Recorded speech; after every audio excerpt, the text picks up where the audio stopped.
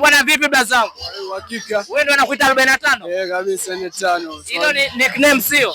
Kabisa. Wewe unafahamu nini maana ya nickname? 45 au vipi? Yeah. Sisi watu wa dua. Ni kwamba sasa wewe kama unapenda kuambia nini wanajamii ambao wamemiss leo katika sherehe hii?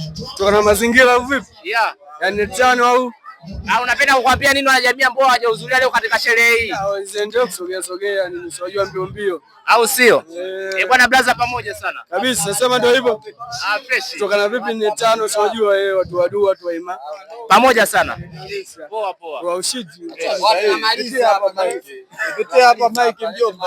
Bwana brother mambo vipi? Uhakika. Kama kawaida. Oje. Wanakujua kama nani katika maeneo haya? Mimi wanaita kama Musonda Maestro. Mzee wa kandanda, si unajua? Wewe unacheza mpira? Nacheza mpira. Namba ngapi zaidi kiufundi? Mimi nacheza wings, yani 11 na 7. Leo unapenda kuambia nini wanajamii ambao hawajahudhuria katika sherehe hii ya mdogo wenu?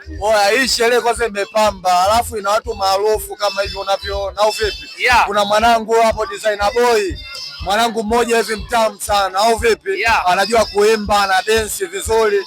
Kwa ni mwanangu wa faida. Mimi ni mwana michezo, mwana mpira. Mimi wanaita Musonda Maestro. Bwana leo umehudhuria katika sherehe hii ilipofana, angalia watu walipopendeza vile, kwamba wewe kama wewe unayo furaha ipi zaidi kuelezea jamii? Mimi nawaambia jamii hivi kwamba yani kwenye sherehe kama hizi si ndio? Watu wao wanaitikia kwa wingi, watu wao wanatokea kwa wingi. Sherehe kama hizi zinatufundisha vitu vingi. Unajua? Zinatuweka sawa, zinatuweka timamu. Alafu tunafurahi na ndugu zetu. Hivyo yani bwana pamoja sana mwanangu. Fresh. Poa. Bado niko na wanangu katika kipande hichi. Kameramani endelea kuchukua